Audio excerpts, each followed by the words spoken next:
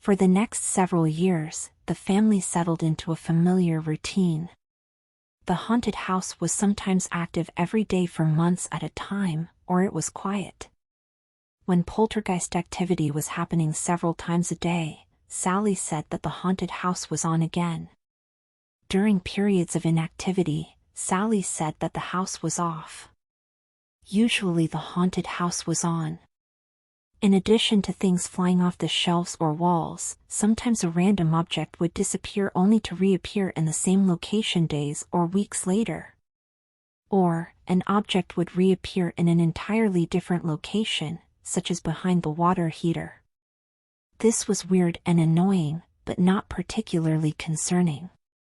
Still, nothing of that sort ever happened at any of their previous houses. Sally began to meet the neighbors.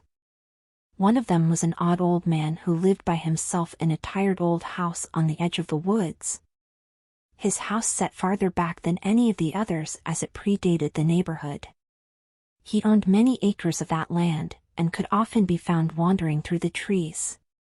Most of the neighbors viewed the old hermit with suspicion, but Sally found that he could be friendly and talkative if she ran into him near the road. He told Sally that the houses had been built a few years after the Second World War. Prior to that, it had been a 75-acre cornfield, and it had also experienced oil field activity long before the town had been built.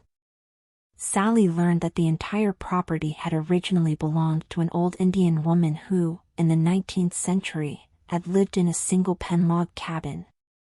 That old cabin was still there, in the backyard of one of the houses in that neighborhood, and was being used by the homeowner as a storage shed. The old woman herself was then, and is now, still buried on that same property. Sally also met her next-door neighbors, who were an elderly couple. They said that they had been the original owners of their house, after it was built in 1950. After Sally's family had lived in their house for only a couple of years, the old couple remarked that it was so nice to have someone stay there so long. Sally assumed that the house must have been a rental, but was told that every occupant had been a homeowner. The first owner and every other had sold the house and moved only months after buying the house. They also told her that the last owner had attempted to burn down the house, but had failed in the attempt.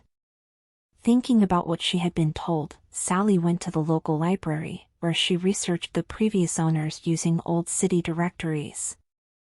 These books allow one to look up an address and find the name of the occupant for that year.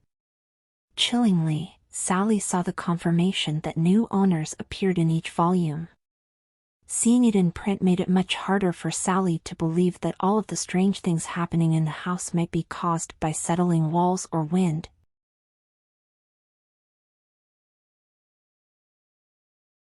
Thank you for watching. If you enjoy hearing true stories about a genuine haunted house, please subscribe to the channel.